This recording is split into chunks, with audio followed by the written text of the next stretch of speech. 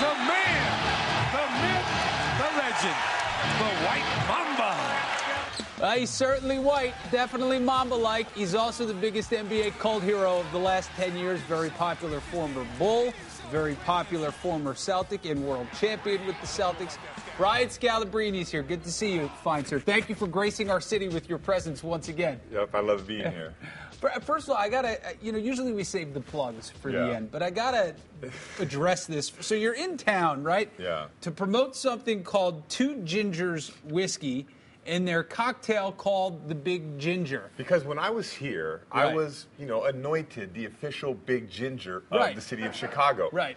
And, that role was, I embraced it. But now I'm passing that along to Two Gingers Whiskey and their signature cocktail, the Big Ginger. It's something, it has ginger ale. Yeah. It's the official, I want it to be the official drink of the city of Chicago. I guess my question was, I don't know if I feel comfortable. Am I allowed to say Big Ginger? Or Only referring to me or the Okay, but cocktail. I don't know if only you were allowed to say it because... Okay. It's one of those things where I can say it because I actually have red hair. Right. Yeah, but you really can't. Okay. But no, if you're out, ask for a Big Ginger. They'll know what you're talking about. You'll get it. It's now officially here in Chicago. You should be excited about it. It's a phenomenal drink. I'm thrilled about it. First, I want to show you, we're going to switch gears, and this is really not an awkward segue at all, but to this video, which I'm sure you've seen, this Rutgers video, and I want you to, all right, so say you're one of those players, right? How long before you level that guy? I mean, well, first of all, you just can't do that. This is not, basketball is not supposed to be played like this. You're supposed to educate guys. As a coach, you want to get after guys, and I'm not saying you can't tell and demean them in certain ways because you want to build toughness and character, but this stuff is just ridiculous. I think this thing is, the guy should be fired. If I was a parent, I wouldn't want my kid going through something like that. Let me ask you this, though, and I asked somebody this earlier today. If there would have been cameras at every one of Bobby Knight's practices 20 years ago, do you think there's much of a difference? And we don't know everything that went on at Bobby Knight practices. Guys love him, some guys hated him. But do you think what we're seeing is different, or that times are different? And that's I think times are different. Yeah. And it's not just basketball. The military, the working conditions, everything is improving. We take more value in human life, and we take more value in people's feelings.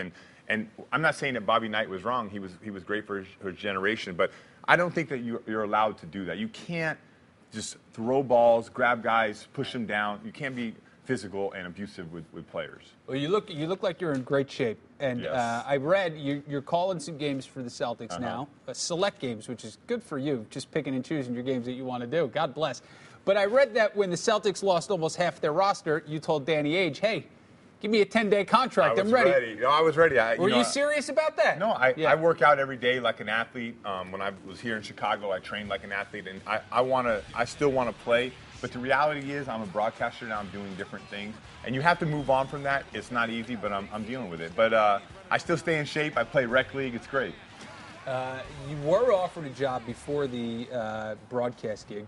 Thibs did offer you a job to be one of his assistant coaches, and I read that you said it was one of the hardest decisions you ever had to make to turn him down. Was it really? By far. When I was in Boston, he stuck his neck on the line for me. He brought me here to Chicago. I knew what my role was here, help out the guys, to teach them the defense. When he offered me that coaching position, a guy who stuck his neck out for me, it was hard to say no. But at the end of the day, I didn't tell Tibbs no. I pretty much told my family yes. I have a wife. I have two beautiful daughters, and they need the time. They've traveled around with me everywhere, Italy, Chicago, Boston, New Jersey. They need the time, and I have now a job in which I can give them the time that they deserve. You were very popular when you were here, and because you were sometimes the last guy off the bench.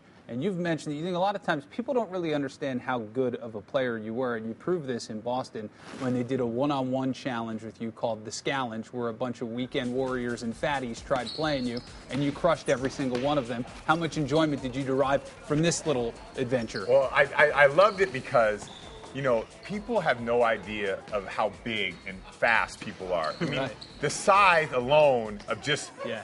And that's the difference. Like when you look at Derrick Rose and people think, oh, he's just a little guy. He's Derrick Rose, he's 6'3". He's 6'2". Right. He's 6'3". He's 205 pounds, Right. and he's athletic. So when you think like when people are out there, hey, I can beat Scalabrine. Yeah. No, you can't. Yeah. You know, and if you want to play me, I will play anybody.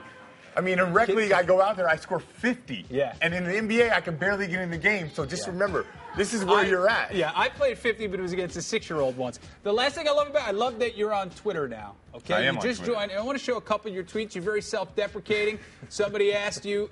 One of the tweets was, Kobe Bryant, white Mamba is greater than black Mamba, and your response was, at what? Celebratory high fives. But I also like this, and this is where I think you and I have a lot in common. You're not afraid to take on the internet trolls like this guy who asked you how many minutes you average. And your response was about as much time as you spent with your girl last night, 2.3 minutes. Or your response to this one, do you even lift? Your response, I lifted up the phone this morning to call your mom a cab. Does that count? I just want to express to you that don't ever change your Twitter. I mean, I don't care if you win a Peabody Award. Don't ever change that. Good to see you. Pat, thank you. How many interviews are you doing today? 14. No, 63, Are you doing a bunch? Yeah. Well, I guarantee you this will be the only one where you're not asked your opinion on Derrick Rose's knee. Stay Yes, with us. I love We'll be it. right I back. love it. I'm glad you came. I'm glad you came.